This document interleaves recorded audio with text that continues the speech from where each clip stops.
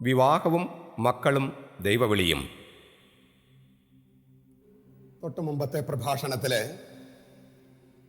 ദൈവം മനുഷ്യനോട് ആവശ്യപ്പെട്ട 7 ദൗത്യങ്ങളിൽ ഒന്ന് മക്കളെ ജനിപ്പിച്ച് വിശുദ്ധരായി വളർത്തി ഈ ലോകത്തിന് ക്രമം കൊണ്ടുവരിക എന്നായിരുന്നു നമ്മൾ കണ്ടു കഴിഞ്ഞു. ആ ലക്ഷ്യവും മുൻപൊരു പ്രഭാഷണത്തില് ദൈവത്തിന്റെ സ്നേഹത്തിന്റെ ഇറോട്ടിക് ഭാവം 2 ദിശകളിൽ സഞ്ചരിച്ചു. ശരീരസംബന്ധിയായ പ്രണയവും ശരീരസംബന്ധിയല്ലാത്ത ദിവ്യപ്രണയമായ ബ്രഹ്മചര്യവും എന്ന് നമ്മൾ കണ്ടു. അതിലെ ശരീരസംബന്ധിയായ പ്രണയം, ആ പ്രണയവും മക്കളെ ജനിപ്പിക്കുക എന്ന മനുഷ്യന്റെ ദൗത്യവും കൂടിച്ചേർന്ന് രൂപപ്പെട്ടിരിക്കുന്ന മനുഷ്യ സംവിധാനമാണ് വിവാഹം എന്ന കുടുംബത്തിന് അടിത്തറയിടുന്ന സംവിധാനം. വിവാഹം കുടുംബത്തിന് അടിത്തറയിടുന്നു.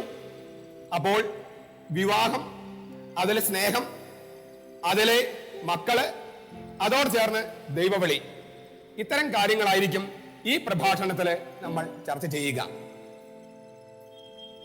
ആദ്യമേ ഒരു സംഭവം ഞാൻ വർണ്ണിക്കട്ടെ. 1998 ഞാനൊരു ഗ്രന്ഥം എഴുതി. പ്രേമം മരണത്തെ പോലെ ശക്തം എന്നായിരുന്നു പുസ്തകത്തിന്റെ പേര്. സ്വാഭാവികമായും അതിന് ചില എതിരഭിപ്രായങ്ങൾ ഉണ്ടായി.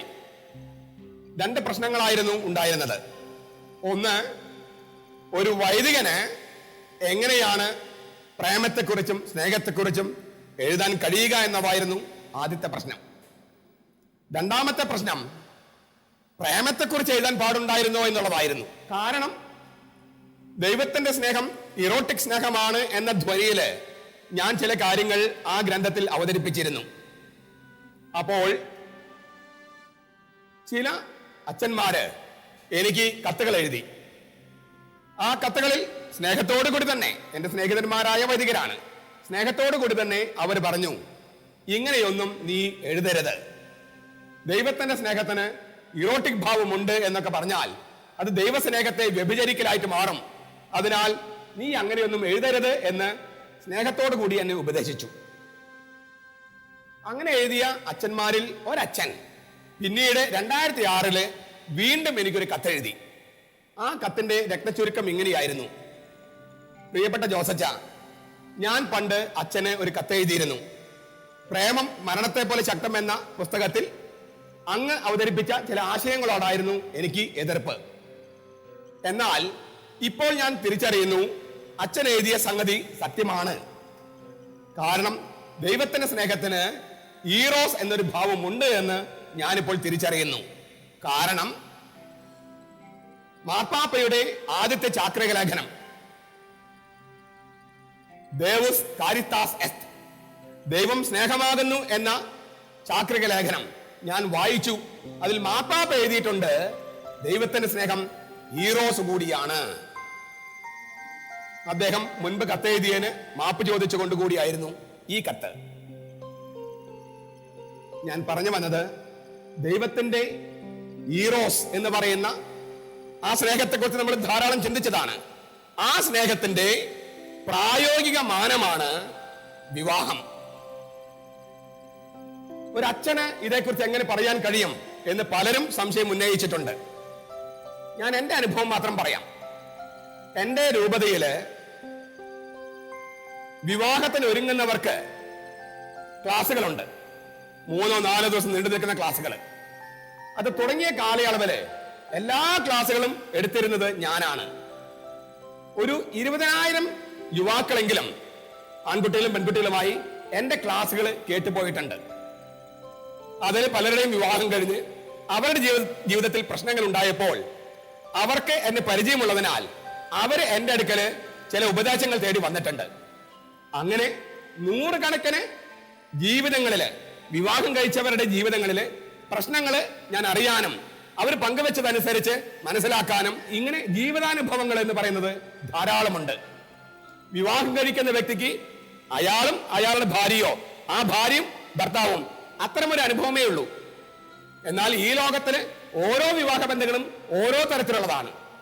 അങ്ങനെ വിവിധ വ്യക്തികളുടെ വിവാഹ ജീവിതത്തിലെ പ്രശ്നങ്ങളെ കൈകാര്യം ചെയ്യാനായിട്ട് ഒരു വൈദികന് മറ്റാരേക്കാളും കൂടുതൽ സൗകര്യങ്ങൾ ഉള്ള ഒരു സംവിധാനമാണ് കത്തോലിക്ക സഭയിലുള്ളത്. ഞാൻ നെയ്യാറ്റിൻകരയിലെ CSI, അതായത് church of south India Protestant വിഭാഗത്തിൽപ്പെട്ട ദമ്പതികൾക്ക് ഒരു ബൈബിൾ കൺവെൻഷനും പിന്നെ പകൽ സമയത്ത് ദമ്പതികൾക്ക് ക്ലാസ് എടുക്കാനുമായി ക്ഷണിക്കപ്പെടുകയുണ്ടായി. അവരുടെ പാസ്റ്റേഴ്സ് എല്ലാവരും കല്യാണം കഴിക്കുന്നവരാണ്. വിവാഹത്തെക്കുറിച്ചുള്ള എൻ്റെ ദമ്പതികൾക്കുള്ള ക്ലാസ് കേട്ട് കഴിഞ്ഞപ്പോൾ അതിൽ ചില വ്യക്തികൾ എന്നോട് ചോദിച്ച സംശയം ഇതാണ്: ഞങ്ങളുടെ പാസ്റ്റേഴ്സ് കല്യാണം കഴിക്കുന്നവരായിട്ടും അവർക്കെന്തേ ഇതൊന്നും അറിയാത്തത്? ഞങ്ങളോട് എന്തുകൊണ്ടാണ് പറഞ്ഞു തരാത്തത്? ഞാൻ അവരോട് ചോദിച്ചത്, അത് നിങ്ങൾ അവരോട് ചോദിക്കുക, എന്നോട് ചോദിക്കേണ്ട വിഷയമല്ല. അനുഭവത്തിന്റെ തലത്തിൽ മാത്രമേ അറിവുണ്ടാകൂ എന്ന് പറയുന്നതിനോട് ഞാൻ യോജിക്കുന്നില്ല. മാത്രമല്ല, അങ്ങനെ ഒരു ഗ്രന്ഥം എഴുതാനായിട്ട് ഞാൻ കുറെ ഗവേഷണം നടത്തി കാണുമല്ലോ. ജീവിതാനുഭവങ്ങള്, മറ്റുള്ള ജീവിതാനുഭവങ്ങള്. ഞാൻ കുടുംബത്തിലാണ് ജീവിച്ചത്. എനിക്ക് അപ്പനുണ്ട്, അമ്മയുണ്ട്, ചേട്ടന്മാരും അനിയന്മാരും അങ്ങനെ എല്ലാവരും ഉണ്ട്. പിന്നെ മറ്റുള്ളവരുടെ പ്രശ്നങ്ങൾ കൈകാര്യം ചെയ്തതിൽ ഉണ്ടായ അനുഭവങ്ങള്, പിന്നെ ഗവേഷണം നടത്തുമ്പോൾ കിട്ടുന്ന അനുഭവങ്ങള്, ഇങ്ങനെ നിരവധിയായ അനുഭവങ്ങളുടെ വെളിച്ചത്തിലാണ് നമ്മളൊരു പ്രശ്നത്തെ അവതരിപ്പിക്കുന്നത്. എന്ന് കരുതി ലോകത്തുള്ള എല്ലാ അറിവും അല്ലെങ്കിൽ ഞാൻ പറയുന്നതാണ് അറിവ് എന്നൊന്നും ഒരു നാട്യം എനിക്കില്ല. എൻ്റെ അറിവ് വെച്ച് ഞാൻ ചില സങ്കല്പങ്ങൾ നിങ്ങളുമായി പങ്കുവെക്കുകയാണ്. ഉപകരിക്കുമെങ്കിൽ സ്വീകരിക്കുക, ഉപകരിക്കില്ലേ തള്ളിക്കളയുക. വിവാഹത്തെക്കുറിച്ചുള്ള ഒരു സംഭവത്തോടു കൂടി അല്ലെങ്കിൽ ഒരു കവിതയിലെ ആശയത്തോടു കൂടി ഞാൻ വിവാഹമെന്ന വിളിയെ, ദൈവത്തിന്റെ വിളിയെ അവതരിപ്പിക്കുകയാണ്. ജോൺ ഗ്രീൻലീഫ് വിറ്റിയാർ എന്ന് പറഞ്ഞിട്ടൊരു കവി, അമേരിക്കൻ കവിയാണ്. അദ്ദേഹം ഇൻ സ്കൂൾ ഡേയ്സ് എന്ന് പറഞ്ഞിട്ട് ഒരു കവിത എഴുതിയിട്ടുണ്ട്. ആ കവിതയുടെ രത്നച്ചുരുക്കം ഇങ്ങനെയാണ്: കവിയും കൂട്ടുകാരി പെൺകുട്ടിയും ഒരേ ക്ലാസ്സിലാണ് പഠിച്ചിരുന്നത്. കവി അക്കാലത്ത് തന്നെ ജീനിയസ് ആയുള്ള കുട്ടിയായിരുന്നു. പക്ഷേ അന്ന് ടീച്ചറ് ഒരു വാക്കിന്റെ സ്പെല്ലിംഗ്, അക്ഷരങ്ങൾ പറയാൻ ആവശ്യപ്പെട്ടപ്പോൾ കവിക്ക് ഉത്തരം കിട്ടിയില്ല. അപ്പോൾ ടീച്ചറ് പുറകിലിരുന്ന ഒരു പെൺകുട്ടിയോട് ചോദിച്ചു. പെൺകുട്ടി ആ വാക്കിന്റെ സ്പെല്ലിംഗ് കൃത്യമായി പറഞ്ഞു. പെൺകുട്ടിക്ക് പ്രോത്സാഹനമായി മുന്നോട്ട് കയറിയിരിക്കാനും ഉത്തരം കിട്ടാതിരുന്ന കവിയെ ഡിമോട്ട് ചെയ്യാനായി പുറകിലേക്ക് മാറി പുറകിലെ ബെഞ്ചില് ഇരിക്കുകയല്ല, എഴുന്നേറ്റ് നിൽക്കാനും ടീച്ചർ ആവശ്യപ്പെട്ടു. അങ്ങനെ കവിക്ക് മാന്യമായ സ്ഥാനം നഷ്ടമായി എന്ന് മാത്രമല്ല, മറ്റുള്ള കുട്ടികളുടെ മുമ്പിൽ അവമാനിതനാവുകയും ചെയ്തു. സ്കൂൾ വിട്ടു, എല്ലാവരും വീട്ടിലേക്ക് പോയി. കവി വീട്ടിലേക്ക് പോവുകയാണ്. പോകാൻ ഇഷ്ടമില്ലാത്ത പോലെ ആടിപ്പാടിയും അവിടെ ചുറ്റിത്തിരിഞ്ഞും അങ്ങനെയാണ് ഈ കവി നടക്കുന്നത്. കാരണം ക്ലാസ്സിന് മുമ്പാകെ വെച്ച് അവമാനിതനായി. ജീനിയസ് എന്ന് കരുതിയിരുന്ന കുട്ടിക്ക്, ആ കവിക്ക് സ്പെല്ലിംഗ് കിട്ടിയില്ല, ഡിമോട്ട് ചെയ്യപ്പെട്ടു. ഇങ്ങനെയെല്ലാം കൂടി അദ്ദേഹം ഒരു വല്ലാത്ത അവസ്ഥയിൽ വേണം വേണ്ട എന്ന മട്ടില് വീട്ടിലേക്ക് പോകുകയാണ്. അങ്ങനെ ഒരു വളവ് കഴിഞ്ഞപ്പോഴ് അവിടെ ആ സ്പെല്ലിംഗ് കൃത്യമായി പറഞ്ഞ പെൺകുട്ടി കവിയെ കാത്തു നിൽക്കുന്നു. കവി വന്നു കഴിഞ്ഞപ്പോഴ് ആ പെൺകുട്ടി കവിയോട് പറഞ്ഞു, I am sorry that I spelled the word. Spelling ശരിയായി പറഞ്ഞതിൽ ഞാനിപ്പോൾ ഖേദിക്കുന്നു. ഞാൻ സ്പെല്ലിംഗ് ശരിയായി പറയാൻ പാടില്ലായിരുന്നു. I M sorry that I spelled the word. I hate to go above you. താങ്കളെക്കാൾ ഉയർന്നു പോകുന്നത് ഞാൻ വെറുക്കുന്നു. I hate to go above you because അപ്പോഴേക്കും അവൾക്ക് നാണം വന്നു. കവി പറയാണ്, the brown eyes lower fell. അവളുടെ ആ ബ്രൗൺ കണ്ണുകള് താഴോട്ട് വീണു. അവളിങ്ങനെ നിലത്ത് എഴുതിക്കൊണ്ട്, ബിക്കോസ് ഐ ലവ് യു. ഞാൻ നിന്നെ സ്നേഹിക്കുന്നു, അതിനാൽ നിന്നേക്കാൾ ഉയർന്നു പോകുന്നത് ഞാൻ വെറുക്കുന്നു. I M sorry that I spelled the word. I hate to go above you because the brown eyes lower fell because I love you. എനിക്ക് തോന്നുന്നു വിവാഹത്തെ വിവാഹമാക്കുന്ന സ്നേഹം എന്ന് പറയുന്നത് ഇവിടെ നിഴലിക്കുന്നുണ്ട്. I love U. ഇംഗ്ലീഷിൽ നല്ല രീതിയിലാണത് നമുക്ക് പ്രസന്റ് ചെയ്യാൻ പറ്റുക. ഐ യു, അതിന് നടുക്ക് ലവ്. ഞാനും നീയും, എന്നെയും നിന്നെയും ബന്ധിപ്പിക്കുന്നത് സ്നേഹമാണ്. ഐ യു, ഞാൻ നീ, നമ്മളെ ബന്ധിപ്പിക്കുന്നത്, എന്നെയും നിന്നെയും ബന്ധിപ്പിക്കുന്നത് സ്നേഹമാണ്. എന്ന് വെച്ചാൽ സ്നേഹം എന്ന യാഥാർത്ഥ്യം എന്നിലും നിന്നിലും ഇല്ലെങ്കിൽ ഞാൻ നീ എന്നുള്ള ബന്ധം അത് വിവാഹമാകില്ല. മാത്രമല്ല, ആ പെൺകുട്ടി പറഞ്ഞത് നോക്കൂ, I hate to go above you. നിന്നേക്കാൾ ഉയർന്നു പോകുന്നത് ഞാൻ വെറുക്കുന്നു. സത്യത്തിൽ നമുക്കത് ഇങ്ങനെ അവതരിപ്പിക്കാം. തന്നേക്കാൾ എന്തെങ്കിലും കാര്യത്തിൽ ഉയർന്നു നിൽക്കുന്ന പുരുഷനോട് പെണ്ണിന് തോന്നുന്ന ആരാധനയിൽ നിന്ന്, അതിൽ നിന്നാണ് യഥാർത്ഥ സ്നേഹം ഉടലെടുക്കുന്നത്. എല്ലാ കാര്യത്തിലും പെണ്ണിനേക്കാൾ താഴെയാണ് ചെറുക്കനെങ്കിൽ ആ പെണ്ണിന് അവളോ അവനോട് സ്നേഹം തോന്നാൻ പ്രയാസമാണ്. പെണ്ണിന്റെ മനസ്സ് അങ്ങനെയാ. തന്നേക്കാൾ പ്രധാനപ്പെട്ട കാര്യങ്ങളിൽ തന്നേക്കാൾ ഉയർന്നു നിൽക്കുന്ന ഒരു പുരുഷനോട് പെണ്ണ് തന്റെ ജീവിതം തന്നെ അടിയറവ് വെക്കുന്നതാണ് വിവാഹത്തിലെ യഥാർത്ഥ സ്നേഹത്തിന് കാരണമാകുക. I M sorry that I spelled the word I hate to go above you because you see I love you. ഈ സ്നേഹം അഥവാ വിവാഹത്തിലെ സ്നേഹം, അതിന്റെ ബൈബിളിലെ സങ്കല്പങ്ങൾ ഞാനൊന്ന് അവതരിപ്പിക്കാം. എന്നിട്ട് അല്പം മനഃശാസ്ത്രവും പിന്നെ മക്കളെ ജനിപ്പിക്കുന്നതിലെ ഒരു മഹാരഹസ്യവും ഇത്രയുമാണ് പറയാൻ ആഗ്രഹിക്കുന്നത്. ക്രൈസ്തവ സങ്കല്പം അനുസരിച്ച് വിവാഹം ഒരു കൂദാശയാണ്. കൂദാശ, സാക്രമെന്റ്. എന്താണ് കൂദാശ എന്ന് പറഞ്ഞാല്? പെസഹ രഹസ്യത്തിന്റെ അനുഷ്ഠാനം എന്നാണ് അതിന് കൊടുക്കുന്ന വ്യാഖ്യാനം. അപ്പോൾ ചോദ്യം, എന്താണ് പെസഹ രഹസ്യം? മരണവും ഉത്ഥാനവും, അതിനെയാണ് പെസഹ രഹസ്യം എന്ന് പറയാം. യേശുവിന്റെ മരണവും ഉത്ഥാനവും, ആ രണ്ട് സംഭവങ്ങളെ ഒരുമിച്ച് ചേർത്ത് പറയുന്നതിനെയാണ് പെസഹായുടെ രഹസ്യം, പുറപ്പാടിന്റെ രഹസ്യം എന്ന് പറയണേ. ഇതെങ്ങനെയാണ് വിവാഹത്തില് സംഗതമായിരിക്കുന്നത്? ആദാമിനോട് ദൈവം പറഞ്ഞു, നീ മണ്ണാണ്, മണ്ണിലേക്ക് പോവുക, മണ്ണിലേക്ക് മടങ്ങുക. ആദാമിന്റെ മരണമായിട്ടാണ് അതിനെ ബൈബിൾ അവതരിപ്പിക്കുന്നത്. നീ മണ്ണാണ്, മണ്ണിലേക്ക് മടങ്ങുക. എവിടെ നിന്ന് വന്നുവോ അവിടേക്ക് മടങ്ങുക, അത് മരണമാണ്. സ്ത്രീ എവിടെ നിന്നാ വന്നത്?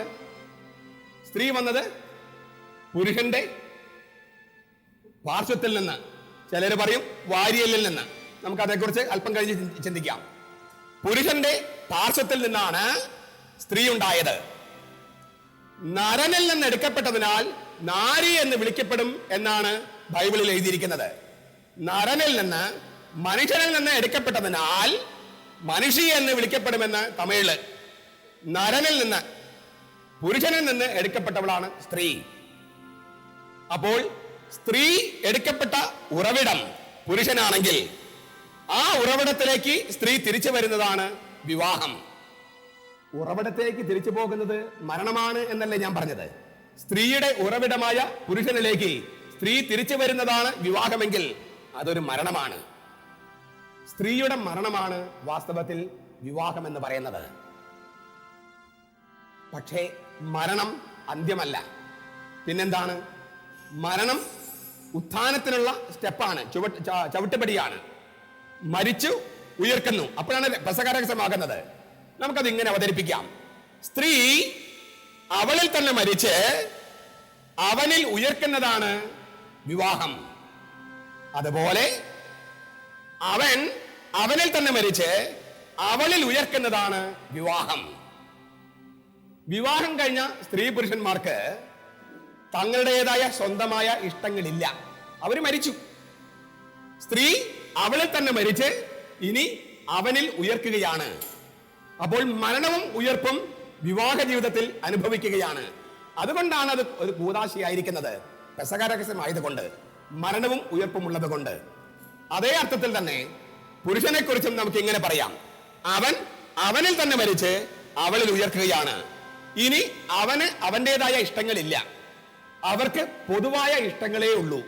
നമ്മൾ ബ്രഹ്മചര്യത്തെ കുറിച്ച് ചിന്തിച്ച എല്ലാ കാര്യങ്ങളും ഇവിടെ വാലിഡാണ്, സാധുതയുള്ളതാണ്. എന്താ കാര്യം? ഒരു പ്രിഫറൻഷ്യൽ ലവ്, ഒരു വരണസാധ്യതയുള്ള സ്നേഹമാണ്. അവിടെ ഒരുമിച്ച് ചർച്ച ചെയ്യുകയും ഒരുമിച്ച് പ്രാർത്ഥിക്കുകയും ഒരുമിച്ച് അധ്വാനിക്കുകയും ഒരുമിച്ച് പങ്കുവെക്കുകയും ഒരുമിച്ച് ആയിരിക്കുകയും സന്ദർശിക്കുകയും ഇങ്ങനെ നിരവധിയായ കാര്യങ്ങൾ ഉണ്ടെങ്കിലേ വിവാഹം സത്യത്തിൽ വിജയപ്രദമാകൂ. ബ്രഹ്മചര്യം വിജയിക്കാൻ ഇതൊക്കെ യേശുവുമായുള്ള ബന്ധത്തിൽ സങ്കടമായിരിക്കുന്ന പോലെ സ്ത്രീ പുരുഷന്മാര് ഇതുപോലെ സ്നേഹത്തെ വികസിപ്പിക്കാനും വിപുലമാക്കാനും ശ്രമിച്ചാലേ വിവാഹ ജീവിതവും വിജയപ്രദമാകൂ. അതിനാൽ ഞാൻ എന്നിൽ തന്നെ മരിച്ച് എന്റെ ഭാര്യയിൽ ഉയർക്കുന്നുവെന്ന് ഭർത്താവിൽ ഞാൻ എന്നിൽ തന്നെ മരിച്ച് എന്റെ ഭാര്യയിൽ ഉയർക്കുന്നു എന്ന് ഭാര്യയും പരസ്പരം ചിന്തിക്കുമ്പോഴാണ് വാസ്തവത്തിൽ ഈ പറഞ്ഞ പെസഹ രഹസ്യം, വിവാഹം സംഭവിക്കുന്നത്, കൂദാശയാകുന്നത്. ഇത് എങ്ങനെയാണ് ദൈവശാസ്ത്രപരമായി എങ്ങനെയാണ് ബൈബിൾ അവതരിപ്പിച്ചിരിക്കുന്നത്? പുരുഷൻ മാതാപിതാക്കന്മാരെ വിട്ട് ഭാര്യയോട് ചേരുമെന്നാണ്. നമുക്ക് രണ്ട് കാര്യങ്ങൾ ശ്രദ്ധിക്കാം ഈ വചനത്തില്. ഒന്ന്, നമ്മിൽ വിസ്മയമുളവാക്കുന്നു. സാധാരണ കല്യാണത്തില് ആരാണ് മാതാപിതാക്കന്മാരുടെ വീട് ഉപേക്ഷിക്കുന്നത്? സ്ത്രീയോ പുരുഷനോ? സാധാരണ സ്ത്രീയാണ്. സ്ത്രീ അവളുടെ മാതാപിതാക്കളുടെ ഭവനം ഉപേക്ഷിച്ച് ഭർത്താവിന്റെ വീട്ടിലേക്ക് പോകുന്നു. എന്നാൽ ബൈബിൾ എന്താ പറഞ്ഞത്? പുരുഷൻ മാതാപിതാക്കന്മാരെ വിട്ട് ഭാര്യയോട് ചേരുമെന്നാണ്. പുരുഷനാണ് വീടുപേക്ഷിക്കുന്നത്. വാസ്തവത്തിൽ അത് വീടുപേക്ഷിക്കുന്നതിനെ കുറിച്ചല്ല, മറിച്ച് കല്യാണം കഴിയുന്നത് വരെ ഒരു ഉടമ്പടി ഉണ്ടായിരുന്നു മാതാപിതാക്കളും മക്കളും തമ്മിൽ. മക്കള് മാതാപിതാക്കളെയും മാതാപിതാക്കൾ മക്കളെയും സ്നേഹിക്കുന്നു. ഇപ്പോൾ ആ സ്നേഹം വേണ്ടെന്ന് വെക്കുകയല്ല, അതിനേക്കാൾ ഉയർന്നൊരു സ്നേഹം അവനിലേക്ക് വരുന്നു. അതായത് മക്കൾക്ക് മാതാപിതാക്കളോടും മാതാപിതാക്കൾ മക്കളോടുമുള്ള സ്നേഹത്തെക്കാൾ ഉയർന്ന സ്നേഹമാണ് ഭാര്യയ്ക്ക് ഭർത്താവിനോടും ഭർത്താവിന് ഭാര്യയോടുമുള്ളത്. മുമ്പത്തെ ഉടമ്പടി, മാതാപിതാക്കളും മക്കളും നമ്മുടെ ഉടമ്പടിയെ വെല്ലുന്ന, അതിശയിക്കുന്ന, കവച്ചു വെക്കുന്ന ഒരു ഉടമ്പടിയാണ് ഭാര്യയും ഭർത്താവും തമ്മിലുള്ളത്. ഇത് മാതാപിതാക്കളും മനസ്സിലാക്കേണ്ടതുണ്ട്. നമ്മൾ പറയുന്ന ഈ അമ്മായിമ്മ മരുമോള് പോര് എന്ന് പറയുന്നത് മനഃശാസ്ത്രപരമായി മാത്രം വിലയിരുത്തേണ്ടതല്ല, ദൈവശാസ്ത്രപരമായി നമ്മൾ അവരെ എഡ്യൂക്കേറ്റ് ചെയ്യണം. അതുവരെ അമ്മയാണ് ഈ മകന് കഞ്ഞി വിളമ്പി കൊടുത്തതും ഭക്ഷണം വിളമ്പി കൊടുത്തതും അവന് ചാര നിന്നതും. ഇപ്പോൾ ഇന്നലെ കയറി വന്ന പെണ്ണാണ് അവന്റെ അടുത്ത് നിൽക്കുന്നതും കൊഞ്ചിക്കുഴയുന്നതും അമ്മയ്ക്ക് ദഹിക്കുന്നില്ല. അപ്പോൾ അമ്മ ചിന്തിക്കാൻ തുടങ്ങാണ്, ഇപ്പൊ എന്നോട് സ്നേഹമില്ല. അവന് മാതാപിതാക്കളോടുള്ള സ്നേഹത്തെക്കാൾ ഉയർന്ന സ്നേഹമായിരിക്കണം ഭാര്യയോടുള്ളത്. ഇതാണ് ബൈബിൾ പറഞ്ഞത്, പുരുഷൻ മാതാപിതാക്കന്മാരെ വിട്ട് ഭാര്യയോട് ചേരും എന്ന് വിചാരിച്ച് മുമ്പത്തെ ഉടമ്പടിയിൽ ലംഘിക്കാൻ പറഞ്ഞിട്ടില്ല. മാതാപിതാക്കളെ ബഹുമാനിക്കുകയും ശുശ്രൂഷിക്കുകയും വേണം. എന്നാൽ പ്രഥമ കർത്തവ്യം ഭർത്താവിന് ഭാര്യയോടും ഭാര്യയ്ക്ക് ഭർത്താവിനോടുമാണ്. രണ്ടാം കർത്തവ്യമേ അവർക്ക് മാതാപിതാക്കളോടും മക്കളോടും ഉള്ളൂ. ഇതാണ് പുരുഷൻ വിട്ട് ഒട്ടിച്ചേരുമെന്ന് പറയുന്നത്. ഒന്ന് വിടുകയും മറ്റൊന്ന് ഒട്ടിച്ചേരുകയും വേണം. അതാണ് ആ പറഞ്ഞതിന്റെ അർത്ഥം. അതിന് രണ്ട് സൂചനകളുണ്ടെന്നാണ് ഞാൻ പറഞ്ഞത്. ഒന്ന്, ഒരു നിലവിലുള്ള ഒരു ഉടമ്പടിയെ അതിശയിക്കുന്ന മറ്റൊരു ഉടമ്പടിയിലേക്ക് പ്രവേശിക്കുന്നു. രണ്ടാമത്തത്, ആ ഉടമ്പടിയാണ് പ്രഥമമായി അവർ ജീവിതത്തെ നിയന്ത്രിക്കേണ്ടത്. മാതാപിതാക്കളെ ശുശ്രൂഷിക്കുകയും നോക്കുകയും വേണം. എന്നാൽ പ്രഥമ കർത്തവ്യം ഭാര്യയോടാണ്. ഇത് ഭർത്താക്കന്മാരും ഭാര്യമാരും അറിഞ്ഞിരിക്കണം, മാതാപിതാക്കളും അത് അറിഞ്ഞിരിക്കണം. അപ്പോൾ ഈ ഒരു പുതിയ യാഥാർത്ഥ്യത്തെ ഉൾക്കൊള്ളാൻ മാതാപിതാക്കൾക്ക് കുടുംബത്തിൽ കഴിയും. ഈ പറഞ്ഞ ഈ അമ്മായിമ്മ, അമ്മായിപ്പൻ, മരുമോള് പ്രശ്നങ്ങള് അത് യാഥാർത്ഥ്യത്തെ ഉൾക്കൊണ്ടുകൊണ്ടാകുമ്പോൾ, മനസ്സിലാക്കിക്കൊണ്ടാകുമ്പോൾ അതിന് പുതിയ അർത്ഥതലങ്ങൾ സംഭവിക്കുകയും ചെയ്യും. ഇതിന്റെ കൂട്ടത്തില് നമ്മൾ ചിന്തിക്കേണ്ട മറ്റൊരു സംഗതിയാണ്, അവന് ചേർന്ന ഇണയെ നൽകുമെന്നാണ്. ചേർന്ന ഇണ, അതിനുപയോഗിക്കുന്ന ഹെബ്രായ വാക്ക് സത്യത്തിൽ അവന്റെ മുമ്പിലുള്ള എന്നാണ് ശരിക്കും അർത്ഥം. അവന്റെ മുമ്പിലുള്ളത് എന്നാണ്. ചേർന്ന എന്ന് നമ്മൾ പരിഭാഷപ്പെടുത്തുന്നു.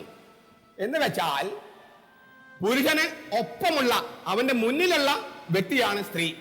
അവന് താഴെയല്ല, വശത്തല്ല, അവനൊപ്പമുള്ളത്. ഒപ്പമുള്ളത് എന്നാണ് ചേർന്ന എന്ന വാക്കിനർത്ഥം. നമ്മുടെ നാട്ടില് ഒരു വലിയ പ്രശ്നം, പാശ്ചാത്യ നാട്ടിൽ മറ്റൊരു പ്രശ്നം. നമ്മുടെ നാട്ടിൽ എന്താണ്? സ്ത്രീ എന്ന് പറയുന്നത് പുരുഷന്റെ അടിമയാണ് എന്ന സങ്കല്പം. പുരുഷന്റെ അടിമയാണ് സ്ത്രീ എന്ന സങ്കല്പം. അത് വളരെ തെറ്റായ സങ്കല്പമാണ്. പുരുഷന് ഒപ്പമുള്ളവളാണ് സ്ത്രീ. പാശ്ചാത്യ നാട്ടിലേക്ക് നേരെ മറിച്ചായി, സ്ത്രീ ഉയർന്നവളും പുരുഷൻ താഴെയുമായി. അപ്പോൾ മിക്ക പുരുഷന്മാരും മണ്ണുണ്ണികളായി ഇല്ലേ ഒന്നിനും കൊള്ളരുതാത്തവരായി തീർന്നിരിക്കുകയാണ്. വീട്ടിലും നാട്ടിലും എല്ലാവരുടെയും കാര്യങ്ങൾ നടത്തുന്നത് സ്ത്രീകൾ മാത്രമായി മാറുന്നു. അതും ശരിയല്ല. പുരുഷൻ സ്ത്രീയുടെ അടിമയുമല്ല, സ്ത്രീ പുരുഷന്റെ അടിമയുമല്ല, ഒപ്പമുള്ളവരാണ്.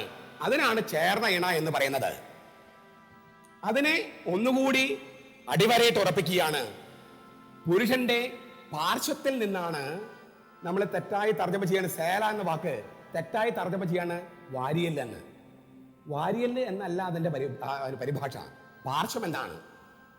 പുരുഷന്റെ വാരിയലിൽ നിന്നല്ല സ്ത്രീ സൃഷ്ടിച്ചത്. സേല എന്ന വാക്കിന് അങ്ങനെ അർത്ഥമല്ല. തീർച്ചയായിട്ടും അതൊരു വളരെ വിരളമായി ഉപയോഗിക്കുന്ന ഒരു വാക്കാണ്. അതിന് കൃത്യം അർത്ഥം നമുക്ക് അറിയില്ല. എങ്കിലും ഇതുവരെ കണ്ടെത്തിയതിൽ ഏറ്റവും നല്ല അർത്ഥം എന്ന് പറയുന്നത് പാർശ്വമാണ്.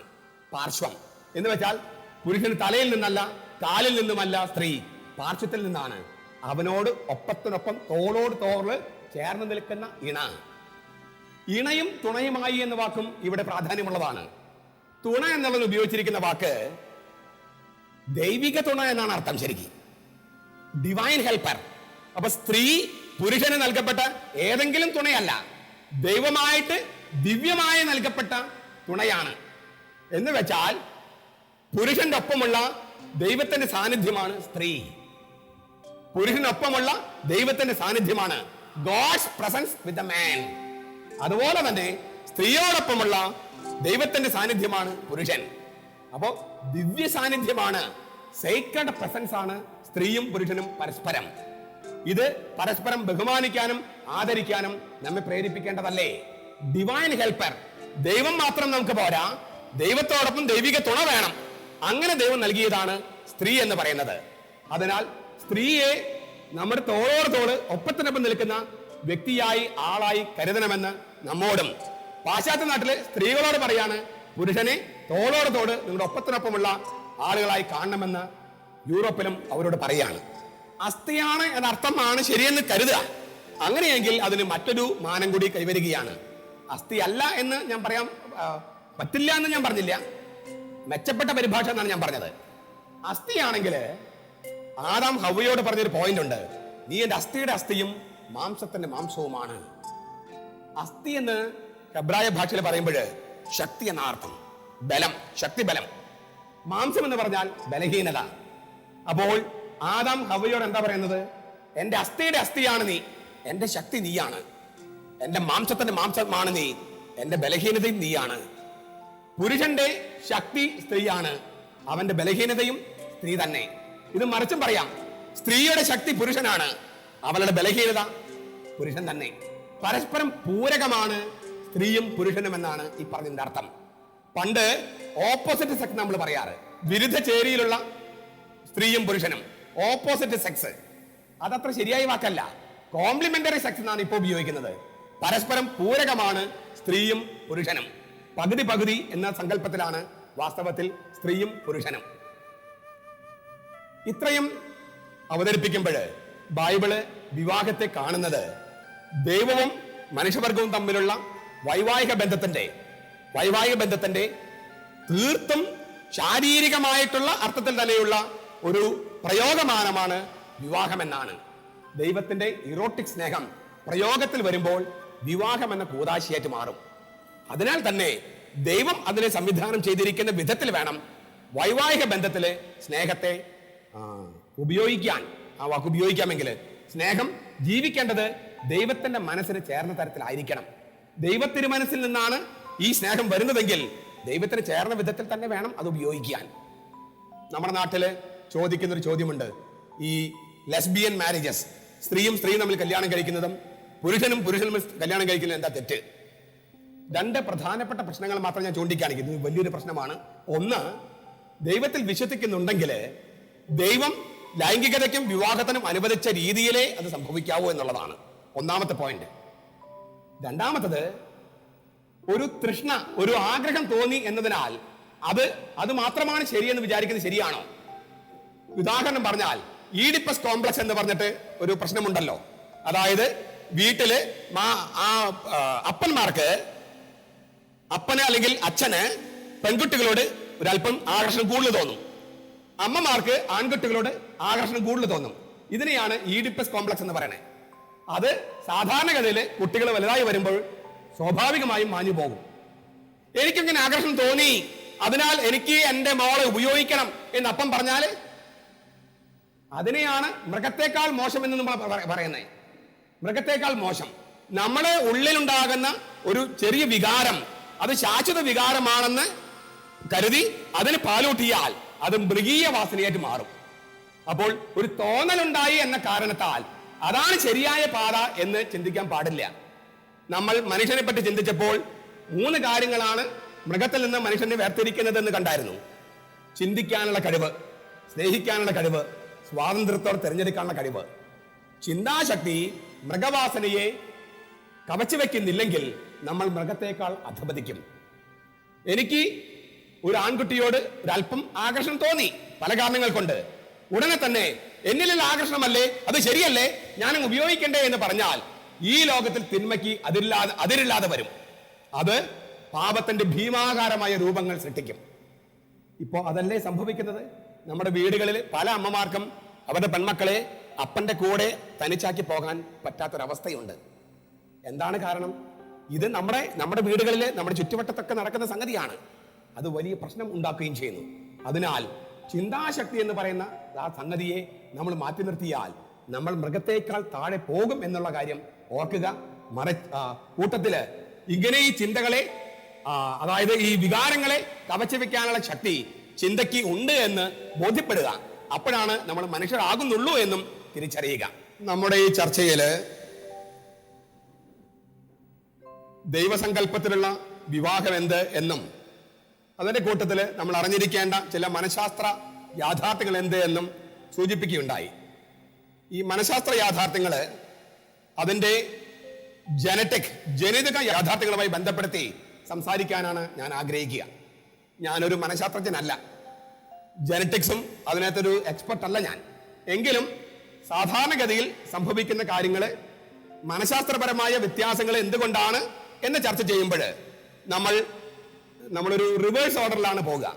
അതായത് ഒരു കുഞ്ഞിന്റെ ജനനം, അതിന്റെ വികാസം, ആ വികാസത്തിൽ ആണും പെണ്ണും തമ്മിലുള്ള ഉണ്ടാകുന്ന വ്യത്യാസം, അങ്ങനെ ഒരു തലതിരിഞ്ഞ ക്രമത്തിൽ പോകുമ്പോൾ 2 കാര്യങ്ങൾ നമുക്ക് വ്യക്തമാകുമെന്നാണ് എൻ്റെ ഒരു ചിന്ത. ഒന്ന്, മക്കൾ ജനിക്കുന്ന ആ മഹാരഹസ്യം. 2, ആ മക്കളുടെ ജനനവുമായി ബന്ധപ്പെട്ട് ആണിലും പെണ്ണിലും ഉണ്ടാകുന്ന മനഃശാസ്ത്രപരമായ വ്യത്യാസങ്ങൾ അത് ഉടലെടുക്കുന്നത് ജനിതക വ്യത്യാസങ്ങളിലൂടെയാണ് എന്ന സത്യം. കാര്യങ്ങൾ അറിയുന്നത് പരസ്പരം സഹകരിച്ച് മുന്നോട്ട് പോകാൻ സഹായിക്കും എന്നുള്ള പ്രത്യാശയിലാണ് ഞാനിത് പറയുന്നത്. അപ്പോൾ മനുഷ്യന്റെ ജനനം എങ്ങനെ, ഒരു കുഞ്ഞിന്റെ ജനനം എങ്ങനെ എന്ന് വർണ്ണിച്ചുകൊണ്ട് നമ്മൾ ഈ സ്ത്രീ പുരുഷ വ്യത്യാസത്തിലേക്ക് പോകാം എന്ന് കരുതുന്നു. അപ്പോൾ അതിന്റെ കൂട്ടത്തിൽ ഞാൻ പറഞ്ഞു പോകാൻ ആഗ്രഹിക്കുന്നതാണ് ദൈവം വിളിക്കുന്ന വിധം. ഒരാളെ ഏത് വിളിയിലേക്കാണ്, വിവാഹം കഴിക്കാനാണോ, ബ്രഹ്മചാരിയാകാനാണോ, അതിലേക്ക് ഉയർന്ന ചില വിളികളാണോ, അങ്ങനെ വിളിക്കുന്ന ആ വിളി എവിടെ സംഭവിക്കുന്നു, കുട്ടികളുടെ സ്വഭാവ രൂപീകരണം ഏത് ഘട്ടത്തിൽ, ഇങ്ങനെ വളരെ പ്രധാനപ്പെട്ട ചില കാര്യങ്ങളാണ് ഈ സമയത്ത് ഞാൻ പറയാനായിട്ട് ആഗ്രഹിക്കുന്നത്. നമുക്കൊരു കുഞ്ഞിന്റെ ജനനത്തെക്കുറിച്ച് ഒന്ന് ചിന്തിക്കാം. നമ്മുടെ എല്ലാ സെല്ലുകളിലും, എല്ലാ കോശങ്ങളിലും 46 ക്രോമസോമാണുള്ളത്. 46. എന്നാൽ പുരുഷന്റെ ആകട്ടെ സ്ത്രീയുടെ ആകട്ടെ സെക്സ് സെല്ലില്, നമ്മൾ സെക്സിന് ലൈംഗികത എന്നാണ് മലയാളം വാക്ക്, ലിംഗത്തെ സംബന്ധിച്ചെന്നാണ് ആ വാക്കിന് അർത്ഥം. അത് അത്ര പെർഫെക്റ്റ് ആയ ഒരു വാക്കല്ല. മറ്റൊരു വാക്കില്ലാത്തത് കൊണ്ട് ഞാൻ സർഗശക്തി എന്ന വാക്ക് ഉപയോഗിക്കുകയാണ്. സെക്സ് എന്ന് പറഞ്ഞാൽ ക്രിയാശക്തി, സൃഷ്ടിക്കാനുള്ള കഴിവ്, സ്നേഹവും സ്നേഹത്തിലൂടെ സൃഷ്ടിയും, അതിനാണ് സെക്സ് എന്ന് പറയണേ. അപ്പോൾ നമ്മുടെ സെക്സ് സെല്ലില് 23 ക്രോമസോമേ ഉള്ളൂ. ഞാൻ ആവർത്തിക്കുകയാണ്, നമ്മുടെ എല്ലാ സെല്ലുകളിലും 46 ക്രോമസോം, സെക്സ് സെല്ലില് 23 ഉള്ളൂ. അപ്പോൾ ഒരു കുട്ടിയുടെ ജനനത്തില് അപ്പനിൽ നിന്ന് 23 ക്രോമസോം, അമ്മയിൽ നിന്ന് 23 ക്രോമസോം, അങ്ങനെ ഒറ്റ സെല്ലില് 46 ക്രോമസോം. ഇങ്ങനെയുള്ള സെല്ലിൽ നിന്നാണ് മനുഷ്യജീവന്റെ ഉത്ഭവം. അത് പറയുമ്പോൾ ഞാൻ മുമ്പ് പറഞ്ഞ ഒരു പോയിന്റ്, എക്സ് അതാണ് XY അതാണ് ആണ്. ഇതിലൊന്ന് ഈ ഇത്ര ചേരുമ്പോഴാണ് 46 ആകണേ. ഇതാണ് 46. ഇവിടെ 23 ഉള്ളൂ. അപ്പോൾ അപ്പനിൽ നിന്ന് എക്സ് ആണ് വരുന്നതെങ്കിൽ ഇവിടെ എക്സ് ആണ്. അപ്പൊ എക്സും കൂടി ചേർന്ന് ഇത് പെൺകുട്ടിയാകും.